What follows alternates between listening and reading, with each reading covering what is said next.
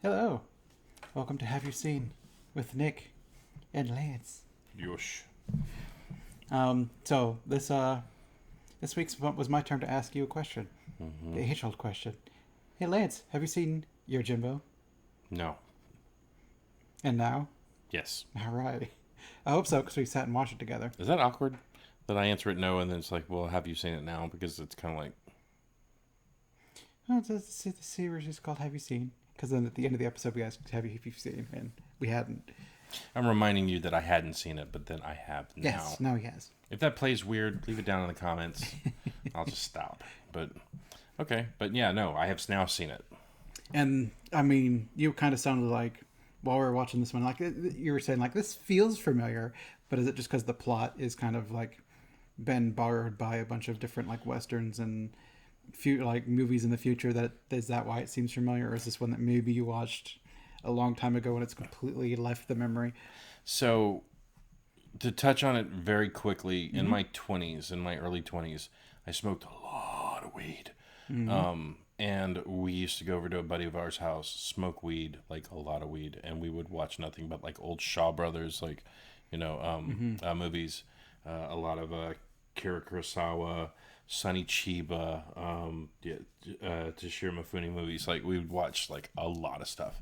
Now, I don't think I've ever seen Yojimbo, but as we were watching it, I was kind of like, this is very familiar. I'm fairly certain, but I'm pretty sure the weed was like, nope, you don't remember any of that shit.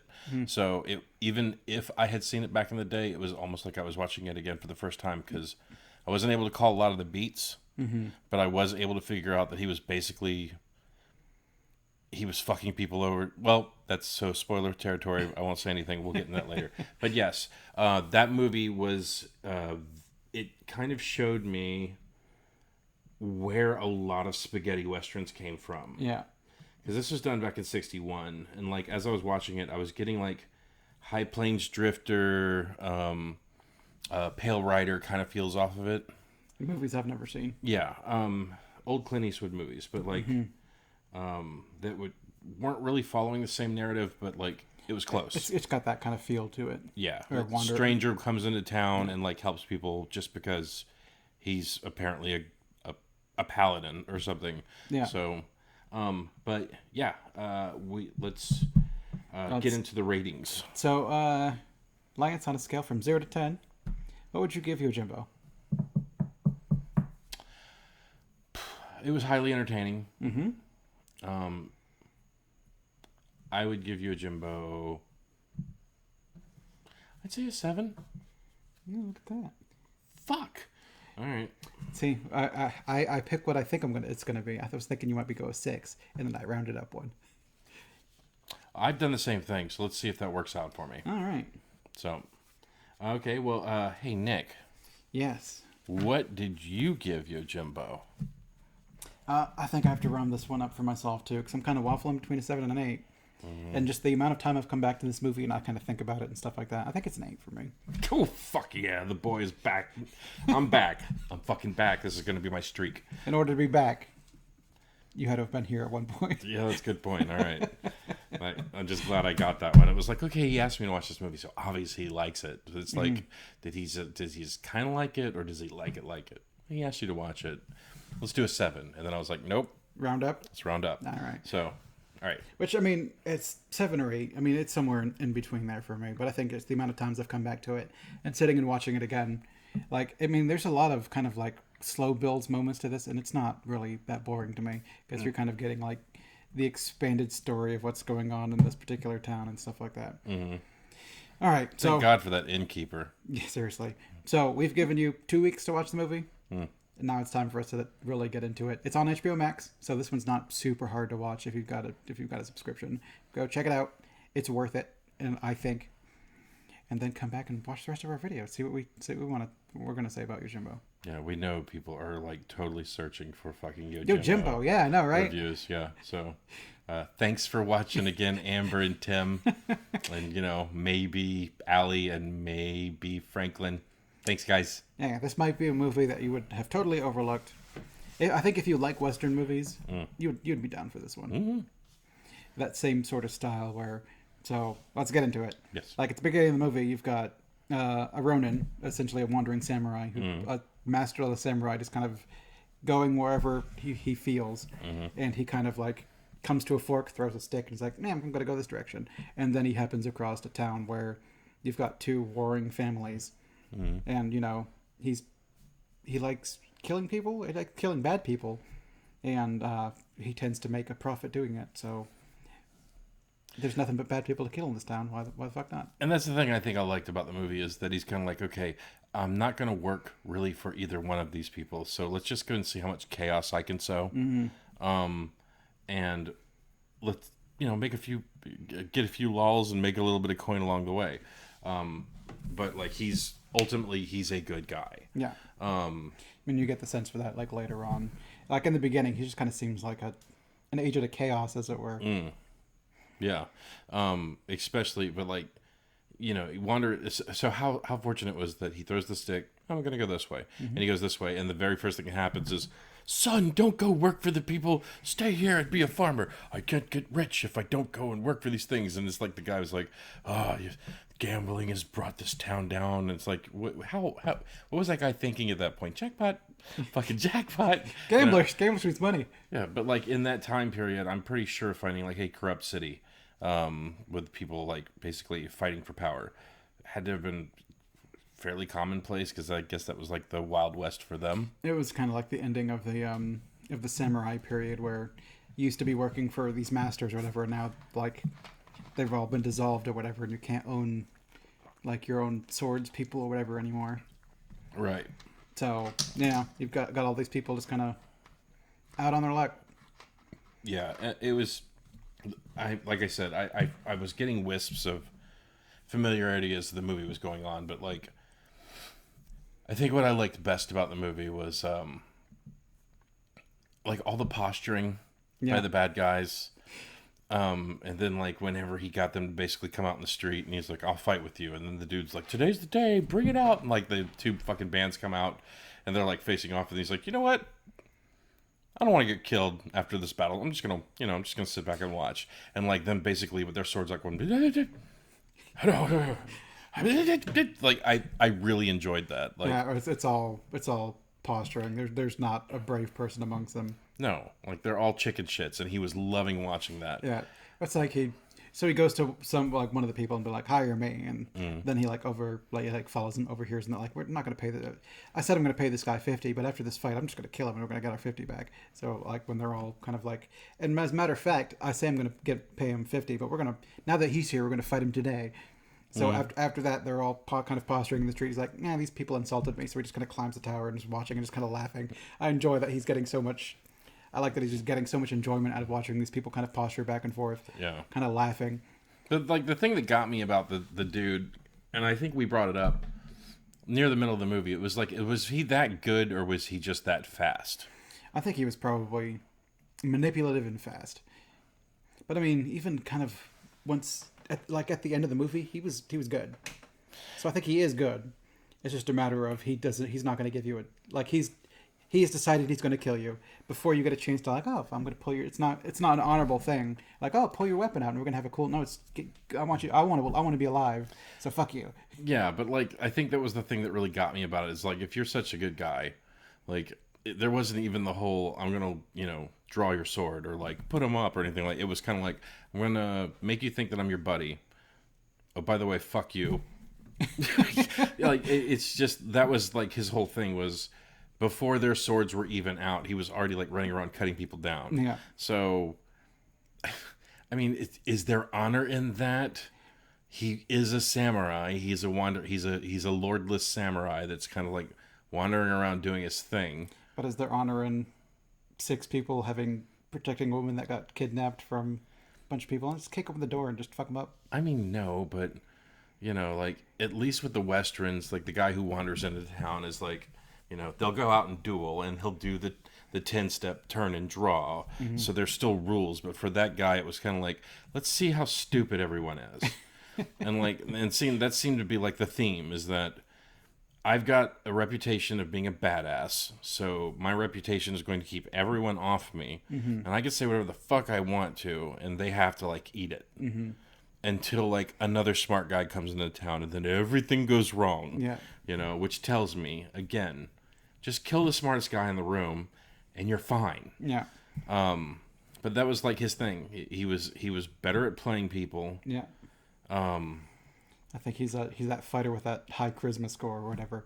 A bunch of points in deception.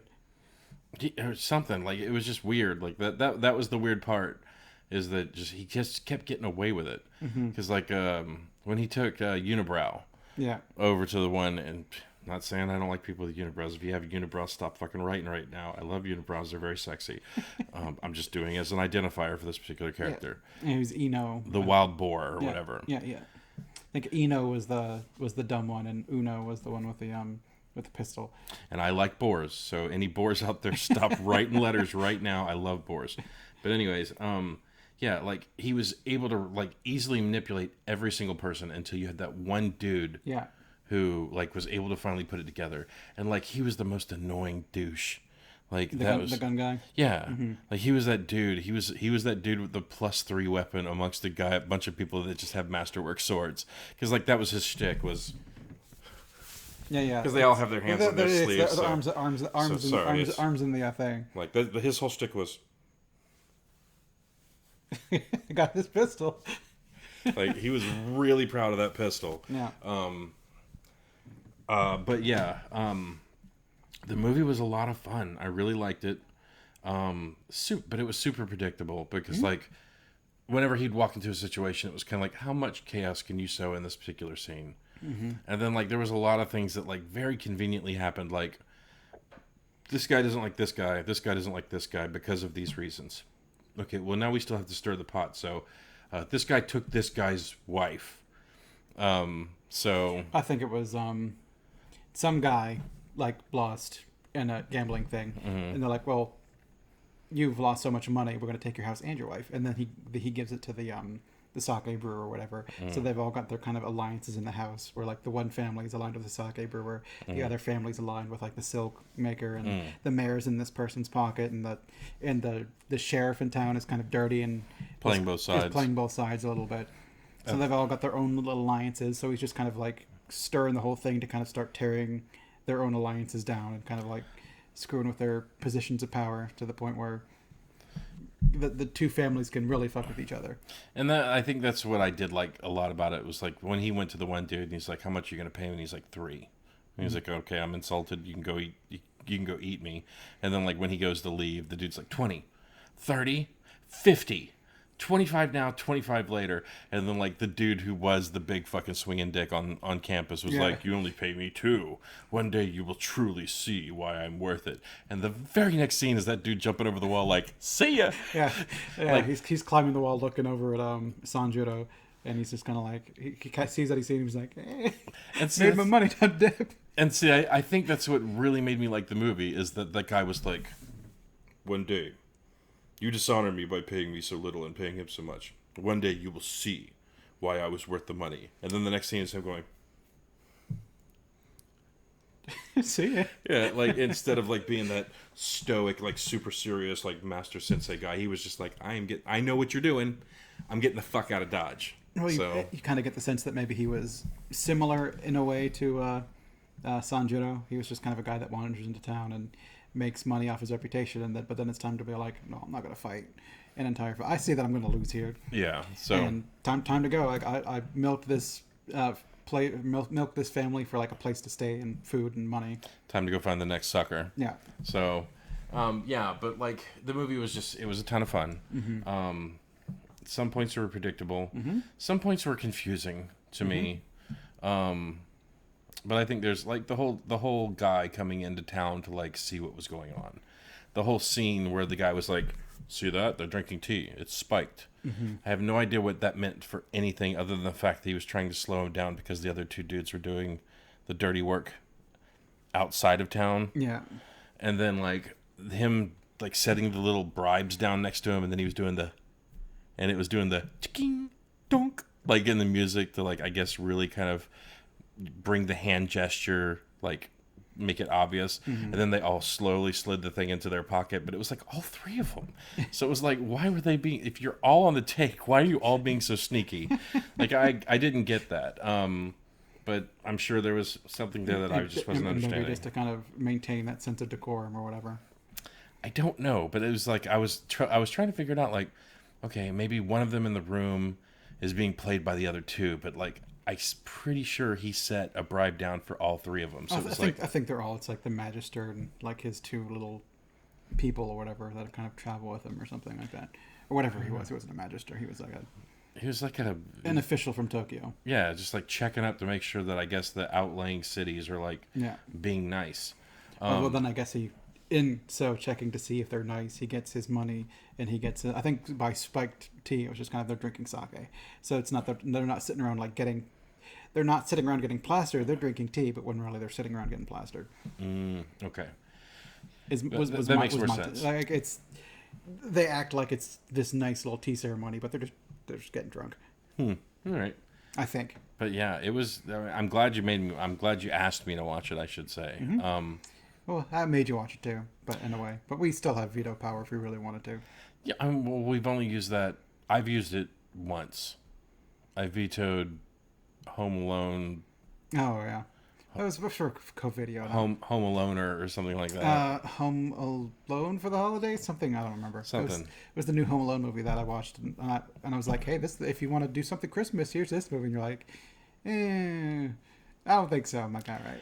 Well, I mean, so I went along with it at first. So I was like, okay, and then like I started the movie, and I was like, I can't do this. Like it was just, other than the name Home Alone, to me, it wasn't Home Alone. No. You didn't get Macaulay Culkin back. It was just some other kid that, I don't know. I didn't watch it. No.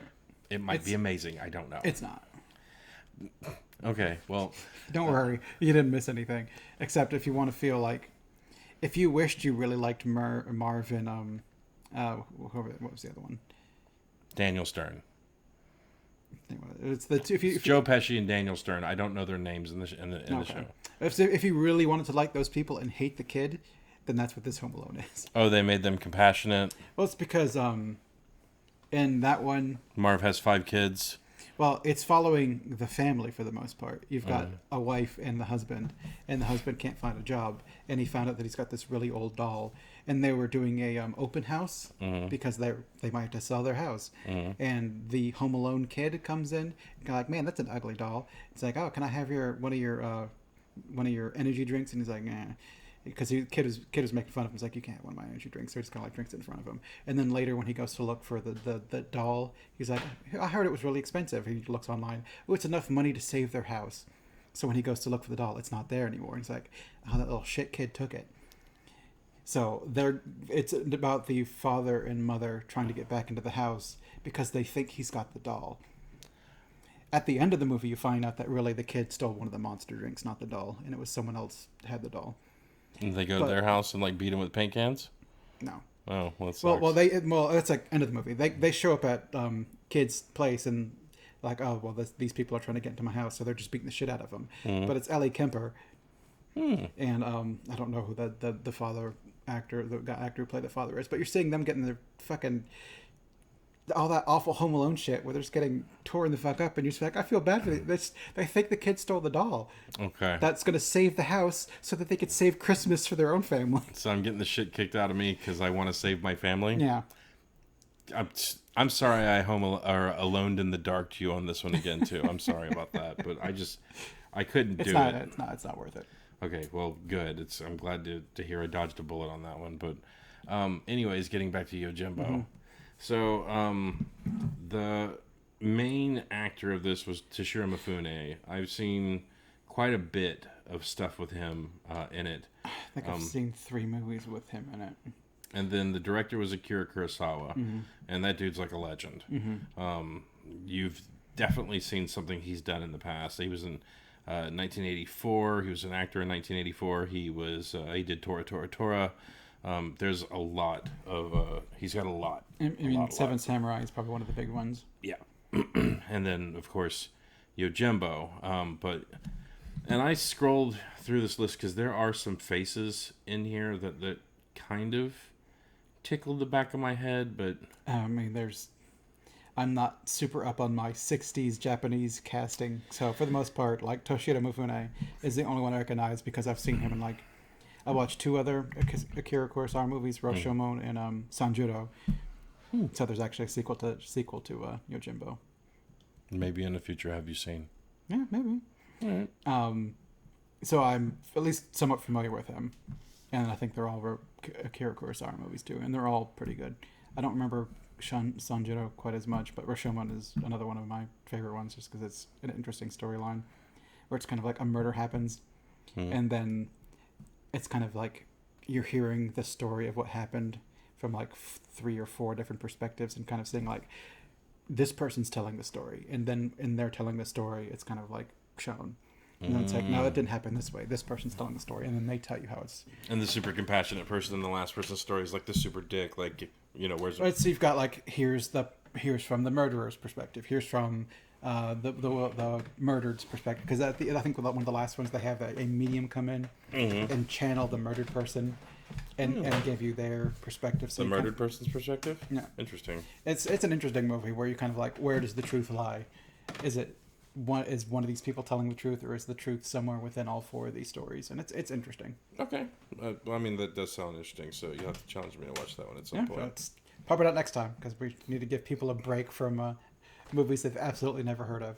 Yeah, no, no. But what was your favorite part of that movie? Of this one, there's a lot, but like just my favorite. Let's see. I don't know. I really kind of like when him and Ino go to the sake brewer's house, and like they're walking towards it, and Sanjuro's like, "Hey, that's where that little degenerate lives. Why don't you go show him what for?" Just to kind of distract him. Then he comes back and he's like, "Oh, everyone's dead in there." And then so he goes running off, and then he goes and opens the door, and everyone's like, "What the fuck's going on?" He just murders all the fuck out of all of them, and then kind of like throws the money to the family and is kind of like, "Get the fuck out of here." And then he just kind of walks back in. And it's like, that's too clean. So he starts fucking the place up. Yeah. And then he walks back outside. And the family's still there. It's like, get the fuck out of here. Stop thanking me and like take your money and get out of here. Yeah. The thing that got me about that was like Unibrow goes over there to like give the guy like a good beat, and he goes back and he's like, "Oh man, they're all dead. You need to go tell your brother." And he's like, "Oh," and he goes running off. And like that place was immaculate when that dude went running off. So like I guess. He goes in to like basically beat the place up a little bit, counting on the guy being too dumb to notice. And he was. And it worked. Yeah. But then of course Gun Guy, Mr. Fucking. It's the one person in town with some brain cells. Yeah, it's like I would have taken his ass out like from the get. Plus, I also started thinking about it. It was like, okay, you had the scene where he's like sitting in like the little hotel, and the guy comes in. He's like, "So I was thinking about it. And, like, clean cuts." And he's like, "Yeah, what's that got to do with me?" And when he starts to figure out that this dude's, like, putting it all together, he does the over towards the sword. Yeah, the slow hand creep towards the sword. But, like, the one thing I couldn't understand was, like, okay, the guy's got a gun. I get it. But he was, like, sitting point blank from you, and you had pocket sand. So, like, why didn't pocket sand, or if you're playing dirty, just pocket sand his ass. Plus, his big thing at the end of the movie when they did he walked into a gun with a sword, and the dude's like, "No further," and then he's like, "I'm gonna get up and shit." And then like when the guy like aimed the thing, he did the whole a dippity doo, and then hit him with eat a knife. Yeah, like I feel like the whole him getting the shit kicked out of him thing could have been like avoided because he was holding like a sake glass. It was like the guy had incredibly clean cuts and like sneaky, don't grab it, sake cup. Like because that dude he was bullseye with that with anything he threw. Well, I guess to be fair though, he kind of had like he was like sitting this way and the guy was like behind him, so it's the kind of you have to turn the entire way around, get your sword, and then frisbee it. Then you get some fucking wrist action on that shit. He knocked that dude out. Yeah, I think that's another thing I kind of like because like presumably they beat the shit out of him, and I kind of like that whenever Sanjuro gets the drop, he like kicks the shit out of him, but he's obviously not invincible because they beat the fuck out of him. They drag him to like a place to keep him a prisoner, and like he doesn't have a sword anymore. He's not a fucking threat. So they're just gonna have the big guy and like one other person kind of keep hammer. keep an eye on him.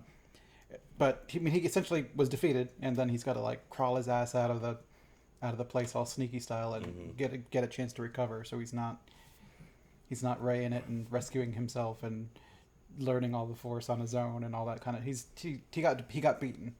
See, it reminded me of Skyrim in a way, because it's another one of those games where you can, like, basically you keep using one particular thing and you go up in skill points, but there are the other things.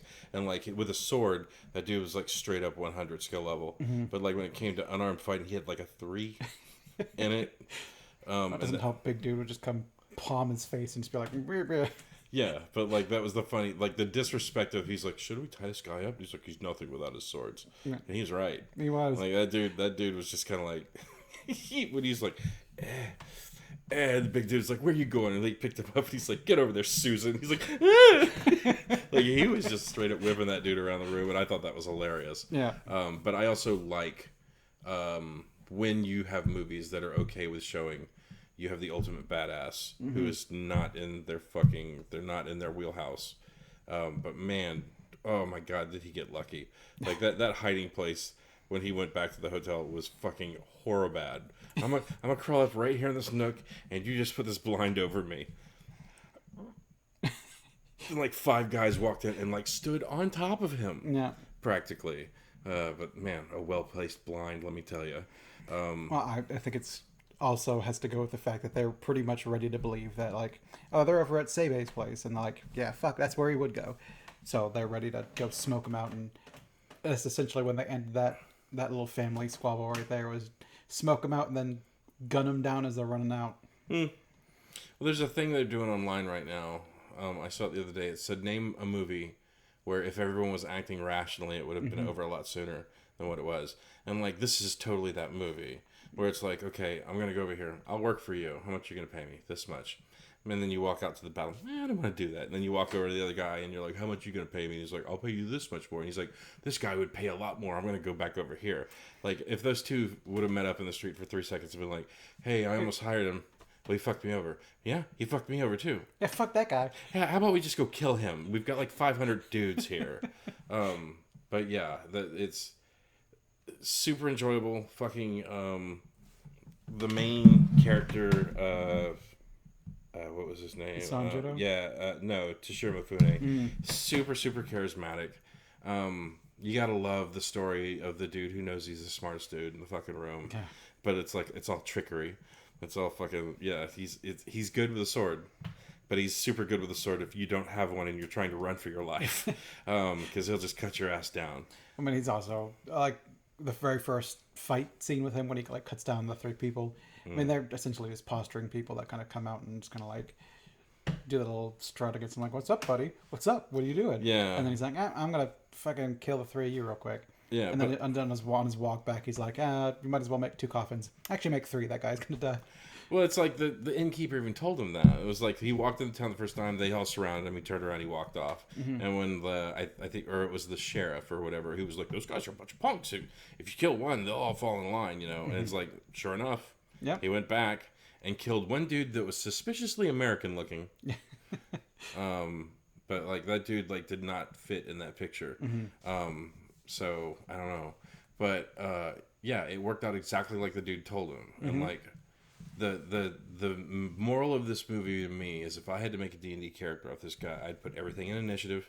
Oh yeah. And I'd put everything in charisma, and I'd put, you know, I'd super weapon specialize one particular weapon, because that's what this dude basically was. Oh yeah, super good with the katana. Yeah. And that's I can see we see him throw knives. Yeah. No, they establish very late. I think it was kind of like, how am I going to beat the guy with the gun?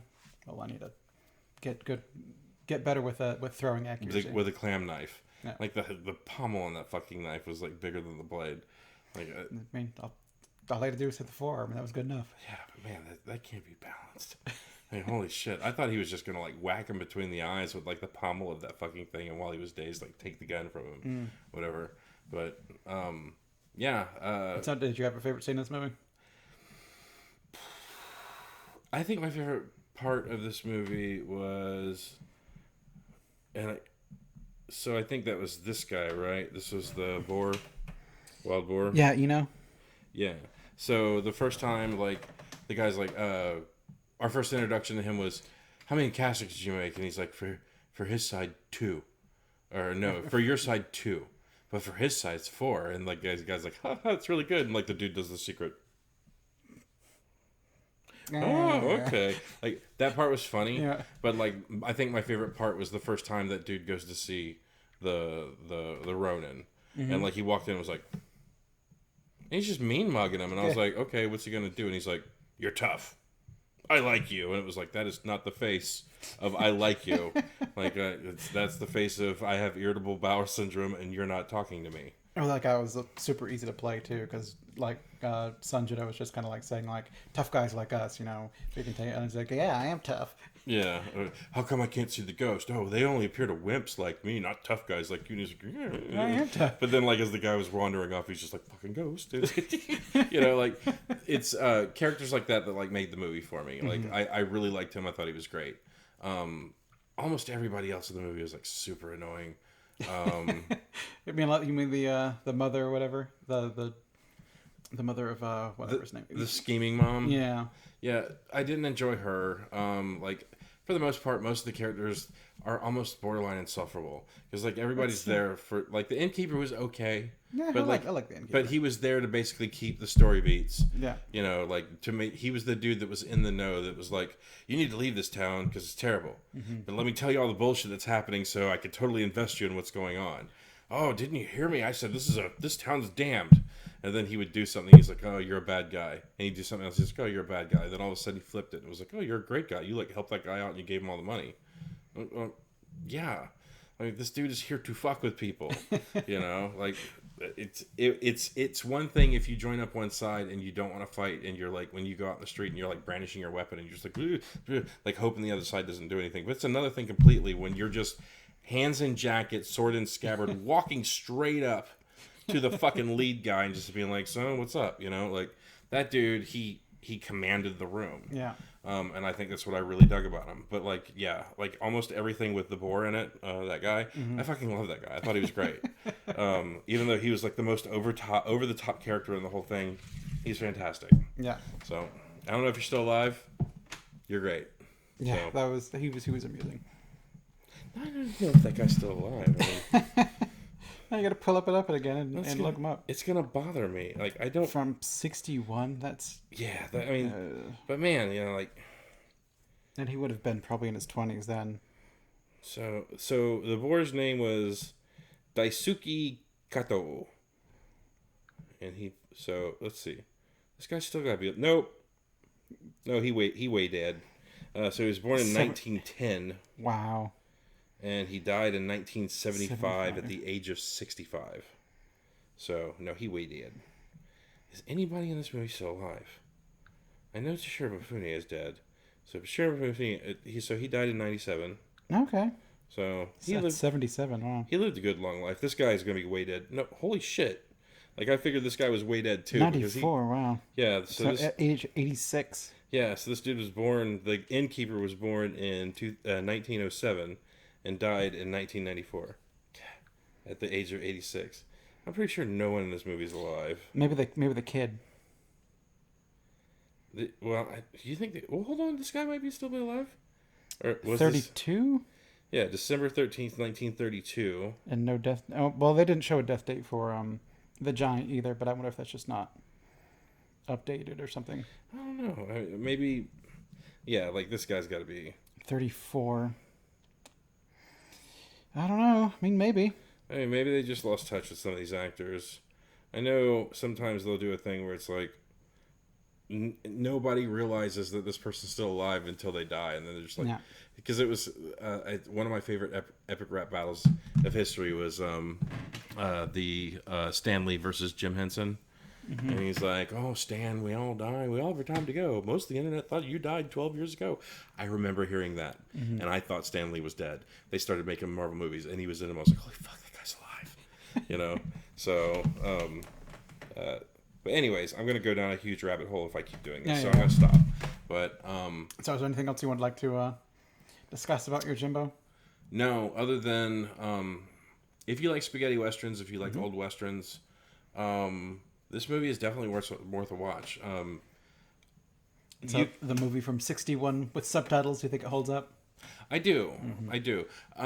We need to start doing the dubbed and subbed viewings of things, because I'm sure that movie dubbed, I can't wait to find out what the dude who played the boar, what he sounds like with the English. I don't even know if it was, because like it didn't give us an option there for dubbed. It was the Criterion Collection. I don't think it was ever Positive there's dubbed. a dubbed version of it somewhere. Maybe, but it might be like an unofficial one or something. I don't know. TBS.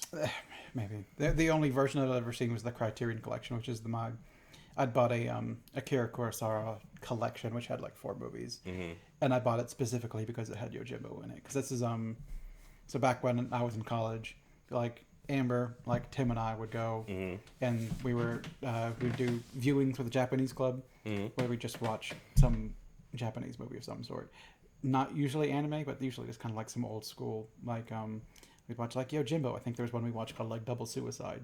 That was the one she was talking about earlier? Yeah, I think that's the one she was talking about, where it's kind of unusual in that, like in that one, it's kind of like a movie, but they kind of have it done like it's a stage play. We'd have the stage hands dressed in black that would kind of like do things like prep the rope and help pull the guy up, and you're supposed to like not notice those people because they're like the stage hands, but they're kind of like it's a play on film. Deep storytelling, but you can still see the people moving the scenery. Yeah, that sounds interesting.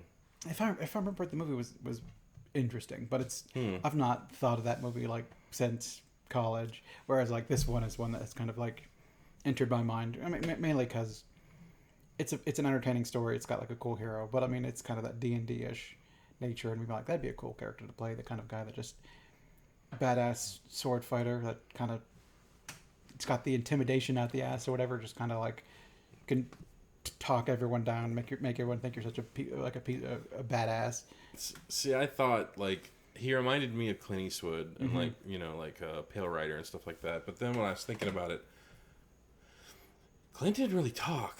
He just grimaced, and grunted, and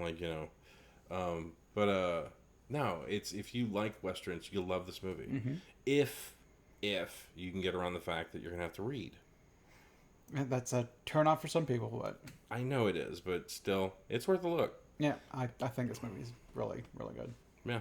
And I think it's aged just fine. I give it a 14 out of 83. I don't think that's a rating on this show. No, that's not a rating on the show. Not a rating on the show? No. I give it an 8 out of 10. Is that what I gave it in the beginning? I think you gave it a 7. Yeah, you gave it a 7. I gave it the 8. All right, edit this in. I'm not editing shit. I gave it a 7. Just edit over that part. All right. So, I think we both recommend this movie. Definitely. I mean, there might be some caveats if you're like, I hate black and white movies. Maybe it's not for you. But I think if you can get over that, it's a good watch. So, Sonny Chiba, the Street Fighter.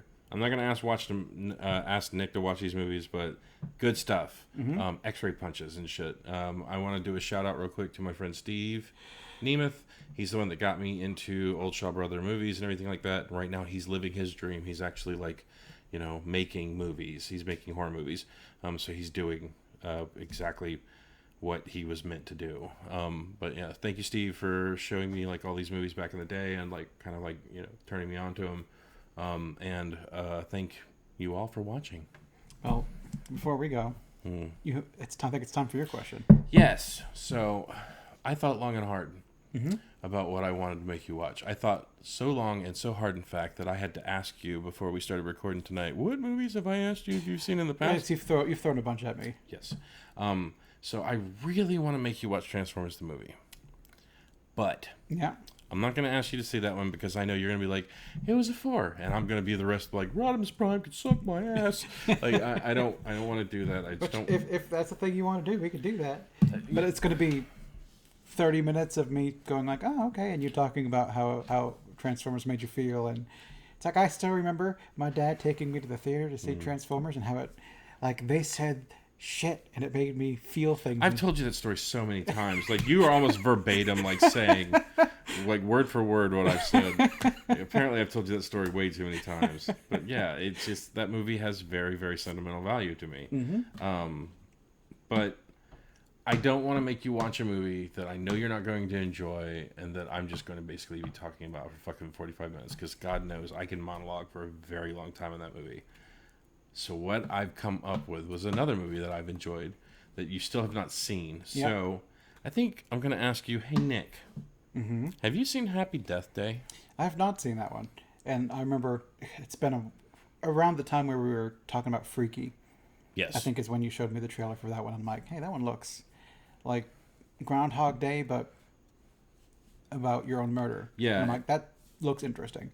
And then we just kind of like forgot about it for months. So Freaky came out after Happy Death Day and Happy Death Day 2. And I remember we were looking at that trailer and I just brought it up because Happy Death Day was one that when I saw the trailer for it, I was like, that movie's going to be dog shit. And it still might. I'm not going to tell you what I think about it. But Tim turned me on to it and was like, you should sit down and give it a watch. And I watched it, and I'll give you my opinion on it next time. Because I don't want to inform your fucking streak any further than it already is. But anyways, we've taken up enough of your time. Yep. So we'll give you 2 weeks to track down and watch Happy Death Day. I don't know offhand where it is. If you can stream it somewhere, but... I don't know. I think I actually own it on DVD. I'll have to look. But I'll see if I can answer. I'll let me Google that for everybody. yeah, in case you wanted to watch it. In case people want to watch it with us. I'm gonna say watch on Prime Video to rent or buy. that's what I was gonna say. So it is a rent or buy movie, but if you want to watch it along with us, check it out. I'm kind of looking forward to seeing this one. It looked like it could be interesting. Matter of fact, if you watch the first one and you like it, just go ahead and watch the second one, and then we'll make it a double. We'll see. Okay. It's what I'm going to Stay tuned for what Nick does on that. Well, it's one we're going to have to throw money at. Because I'm going to rent it and watch it at home. You know what? I mean, if you want to watch it here, we could potentially do that. We'll talk about it. Let's see if I can get you on someone's Plex server before then. But anyways. All right. So join us in 2 weeks for Happy Death Day and join us next week for something else. So I've been Jason. And I've been Voorhees? Hey, yeah. Okay. Bye, everybody. Say yeah.